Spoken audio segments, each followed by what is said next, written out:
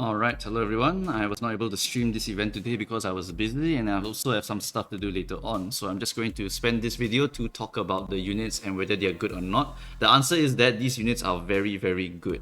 Multicrack Heath is the core member of this team. He's a 2-star core support. Kind of similar to BL Dawn, but he is way better than BL Dawn because he is the main charge count giver to the entire team of W Corpers, and the W Corp reward is massive. They really want this charge count gain. The poise gang, they can get the poise from BL Massault alone, but for these characters, they only get it from Heathcliff. Alright.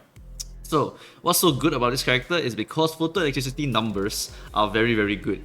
When you hit per coin hit, you get charge count. That is very good. But this thing scales up to 3. So you can get 3 charge count per hit at max. So that will be 9 if you use a 3 coin move. If you use a 4 coin move, that's going to be a 12 charge count gain. Very powerful stuff. But this move, this unique status also has an additional effect. If you are at 5 minus charge count, you gain 3 additional charge count. That is very powerful because that 3 additional charge count will help some characters use their skill 1s to hit this thing and have enough charge count required to use their skill 2s. Very good at the start and very good at the end. So this unique status is extremely powerful for these characters here. So what is the good thing about this character? Can he scale fast enough to that 3 charge potency? Yes, he can, because his skill 2 is like Dshredder. Unlike the W Corp use skill 1 and skill 2 to gain charge count, and then they use the skill 3 to dump the charge count. For this character, he uses skill 3 to gain charge count and then uses skill 2 and skill 1 to dump the charge count. But skill 2 has the bonus effect of being a Dshredder skill, meaning that if you are at 5 to 9 charge count, you don't have enough, right, to consume all 10. Well, what happens is that you trade your health to change it to 10, and then you consume that 10 to gain coin power plus 2. That coin power plus 2 makes this skill actually very good clashing. 5, 10, 15, 19. So this is overall a very powerful skill, also inflicting defense level down, also inflicting photo electricity, allowing for more damage output, allowing for more charge count gains, and I guess a bonus healing down, which I guess is fine. So yeah, really powerful skill 2 here. Skill 3 will be the main way to gain charge count with this character, being a very powerful way of getting 10 charge count at 1 charge potency. 7 charge count here, 1 times 3 charge count, that gives you a 10 charge count boost over here. And it scales also. So once you get 3 charge potency here, you get 9 here, that gives you 16 charge count in total, allowing you to use your skill 2 immediately, because you need 6 to 5 charge count in order to trade HP to dump your charge count. So skill 3, very powerful tool later and at the start of the game. And ideally, you would want to have skill 3 used on turn 1 for the multi-crack characters. Yeah. Otherwise, you'll not be able to get enough charge potency for your other shenanigans later on. So yeah, multi-crack characters, very funky. They want skill 3s in their hand at the start of the turn. Yeah. So re-rolling for these is going to be something that you want to do. Alright. So skill 3, unfortunately for Heathcliff, right, the skill 3 starts off really shit.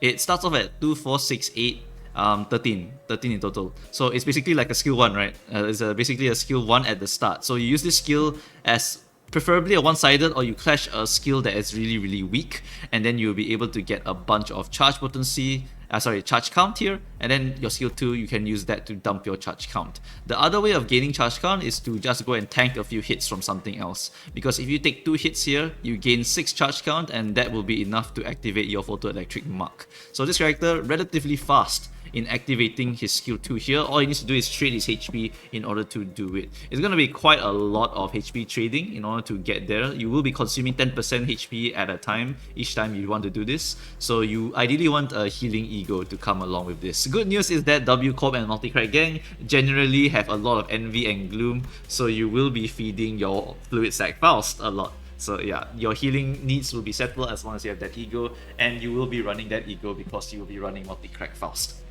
So that should summarize this character very well. Skill 3, gain charge count. Defense, gain charge count. Skill 2, to apply photo electricity. And once you start getting that charge potency, you want to keep spamming skill 3 and skill 2 as much as you can, because skill 3 also applies photo electric. Skill 2 also applies photo electric. The passive makes you faster, right? Because at 2 charge potency, you gain 1 haste.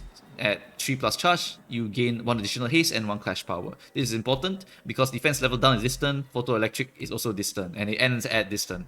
So you do want to make sure that you are fast, you are targeting someone, and then all of your other allies go and target that same someone after you. So Heath always first, everyone else comes afterwards. And you can force your going first by activating body sack every now and then if you want to.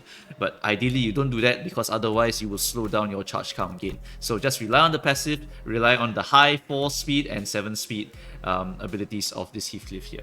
Alright, so Heath core character, must have. And now let's look at the payoff for this character. So like I said before, at the start of the fight, photoelectricity gives you 3 charge count. So for Faust here, what you need, right, is you need 5 to 9 charge count. And your skill 1 without photoelectric will only give you 3 charge count.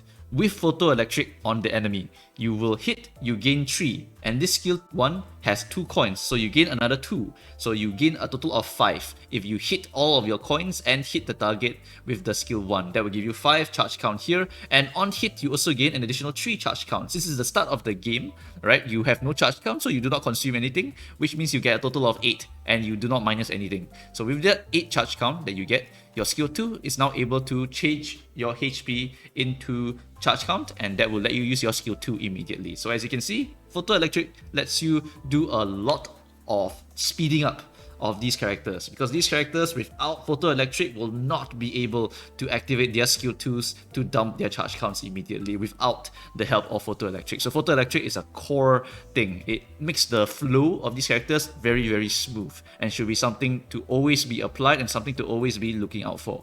Alright, so now that I've talked about that, let's talk about this character. Why I think her reward is so good is first off the passive. She scales and gains more damage output from charge potency. Okay, it goes up to 25% when they are 50% HP. So you get massive bonuses for hitting enemies as long as you have charge potency. So DPS wise, great. And on kill, this character, right, is like W Ryoshu. When she kills someone, she gets something, right? But for this character, it's on the passive. So every time she kills, no matter which skill you use, you will get something. And this something is huge because the 2 allies and this unit gain charge count equal to charge potency plus 2.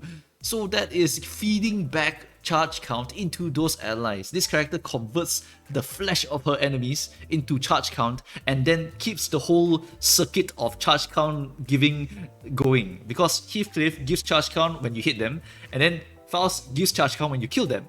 And then Outis just enjoys charge count and gives them more damage. So you're kind of like in like a circle here.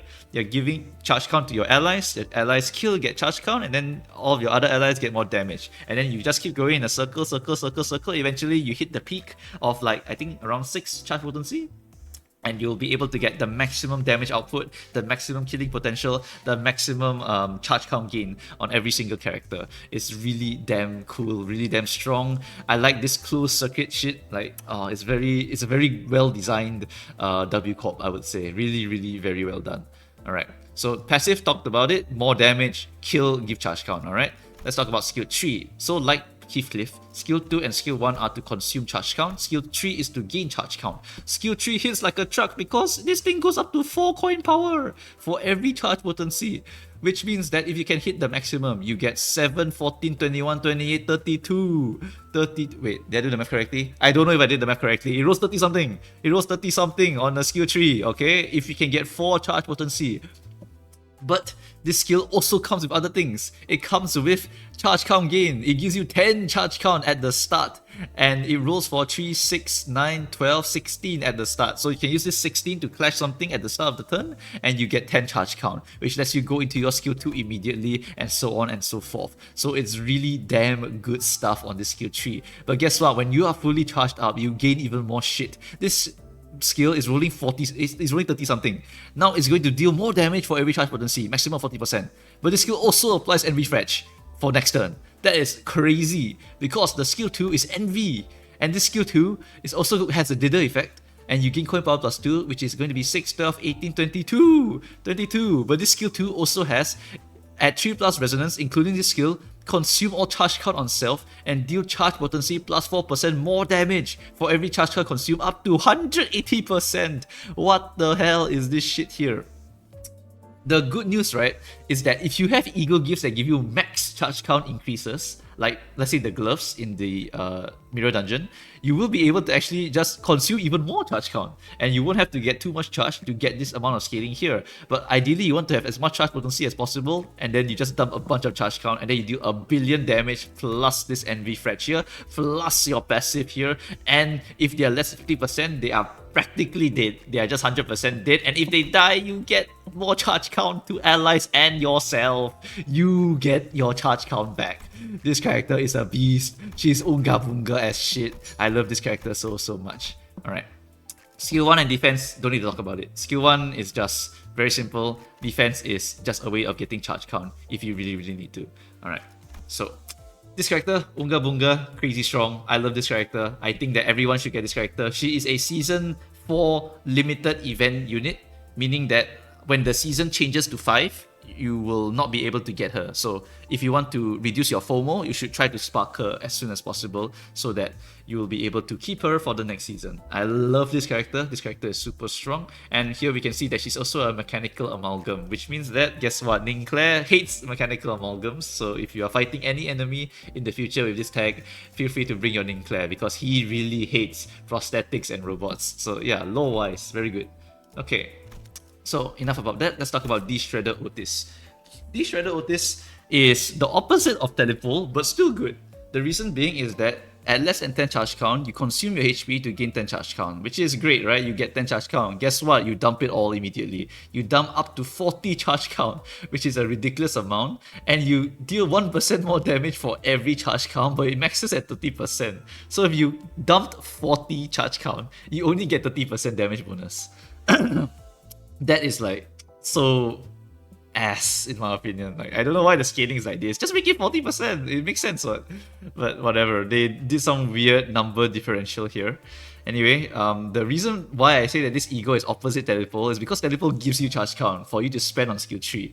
This ego gives you charge count to spend immediately, which gives you 1 charge potency. So you can get 1 charge potency, or if you have excess charge count from, let's say, ego gifts, or from getting an additional way of like charge count maximum. For example, if you like the passive, right, it gives you match charge count plus 5. So you could get like 25 charge count and your skill tree only consumes 15. But if you want to dump all of that, you can actually use the Dimension Shredder here and you will be able to just dump all of it, which is a possible way of dumping all of your charge count so you can get a lot of charge potency really fast.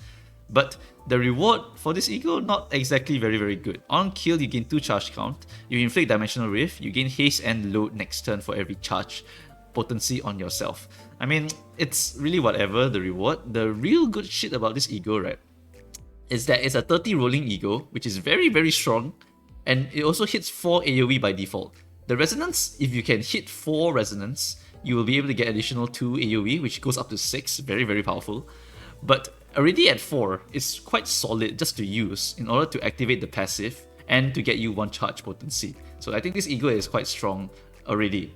But the passive is also quite nice because the skills that consume charge count deal 2% more damage, which is just free damage bonus, we take those, as well as give you additional max charge count plus 5, which is relevant I think only in Mirror Dungeon and not really outside of Mirror Dungeon. But I guess it's possible that she could go positive eventually because photosensitivity eventually will give you like 12 potency if you can hit it with a 4 coin skill. So I think eventually that plus 5 could be useful. It's just that realistically in outside combat, I don't think it will go that long that you'll be able to get there in time. I don't know. It really depends on how long the fight is, if it's a wave battle or what. Yeah. But if in Mirror Dungeon, I think this passive does have some use because eventually you might actually be able, in the Mirror Dungeon, to dump your 30 or 40 charge count that you've just acquired. So Dshredder here, I would say, is a very solid ego. Definitely slap it onto the W Outis. And even if it's not for any of this stuff here, just use it for the 30 roll, the 4 AoE, and for the passive that gives you more damage output. I think that this ego here is already very solid. The funny thing, right, is that you could also just use Outis's base ego, right, 2 pathos, and you will be able to get 1 damage up next turn, maximum of 3 stacks, which gives you a 30% damage bonus as long as you don't get hit. So if you just want more damage, right, 2 pathos is probably the best way to just scale yourself. So yeah, it's pretty funny that that ego doesn't give you as much as 2 pathos. So yeah. Anyway, let's talk about all of them together. What team comps do you want to run with this team? is going to definitely be the Multicrack gang over here. Multicrack Heath plus Multicrack Faust. I haven't pulled them, so sorry, I'm using placeholders for now. Multicrack Heath, Multicrack Faust, as well as Outis in that team. These three here form a trifecta of characters that buff damage, enjoy killing and doing damage, and enjoy doing enjoy giving your allies a lot of charge count. So very, very good stuff here. Okay, and then after that, we also have three Unga Bunga characters over here who greatly benefit from these characters. So we have the charge count gains, right? So all these characters enjoy gaining charge count. We have the buffs. The W Corp gang gets a 30% buff from load, and Reindeer Ishmael gets 15% from load. And then your Multicrack also gets a 15% damage bonus from the load as well. So I would say that these three characters here really, really enjoy the company of these other three characters here, and they happen to all be 3 stars, except for Heathcliff, who is like a 3-star in the form of a 2-star. I really like the design of Heathcliff. He's a very, very strong character and a core member of this entire team. You can put other options in if you don't have any of these options. You can use Regret Massault plus W Corp Massault if you really like Massault, alright? Because this Massault technically can apply slash frag as well as defense level down, and he can use Regret to buff his coin power. But you really need it. If you don't have it, right, you can't really use it very well. So yeah, W Corp Massault is an option for swapping in. You can use your W Corp Honglu to buff the charge count gains a little bit more if you want to, but don't really have to, because I think Heathcliff by himself is already a very strong, and really that's all the support you need.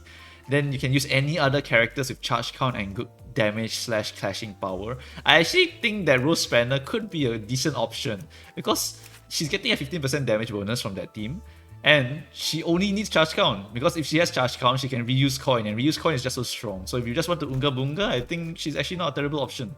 But yeah, those are all like the different options that I think of. You can swap in if you don't have any of these units here. But I think by default, I just like to run this Unga Bunga team because really I don't want to pay the Regret Massault tax every single time I want to use Massault. And I just like to Unga Bunga these characters here. 3 good Unga Bunga characters, right, that clash and don't really need Photoelectric, means that they can clash other things besides Photoelectric. And then we have 3 characters here that really need Photoelectric, and they will go and hit the same target as the Photoelectric. So you will have an assassin team here. These 3 will just focus down one target that has Photoelectric. And then we have the Unga Bunga team here that will just clash anything that they want because they don't really need it. They just benefit from it. Alright.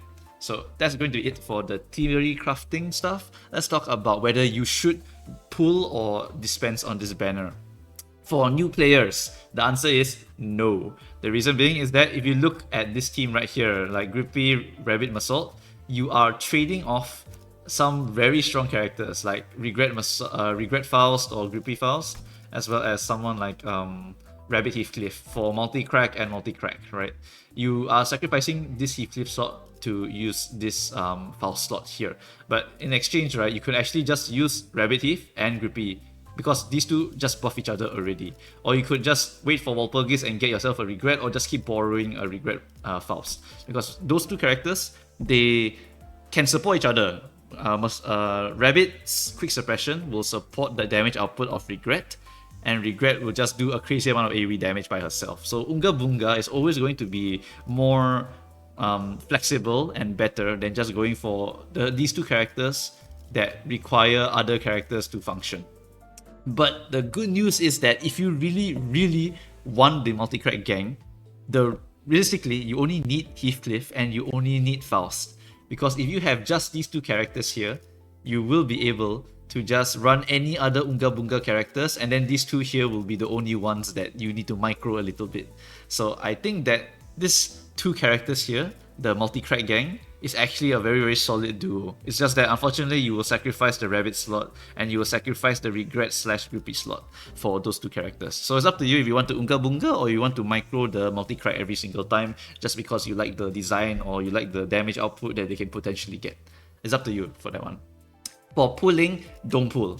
If you want to get them, just dispense. The reason you don't pull is because we know that Walpurgis is coming out, and we know that this Walpurgis, according to Club President Kim Ji-hoon, has 5 things inside of it. It has 2 announcers, it has 1 ego, and it has 2 IDs. The 2 IDs are the Solemn Lament Yisang as well as the Spider Butt Ryoshu. The ego we don't know yet. So for now, I would say you save your pulls for that Walpurgis banner and you just dispense these characters whenever you are able to. You should dispense these characters because eventually these characters will rotate out. If you look at the event page for the Season 4, if you go to Season 5, right, what happens is that these characters here will not be dispensable anymore. I think not obtainable also because they are the event characters. So you definitely want to get these characters as soon as you can. I say Dshredder is of lower importance than Multicrack, because honestly, with just Multicrack Heath, I think Outis can function, but ideally you want to get this Outis as well, so you can just buff her damage output and give her a way of gaining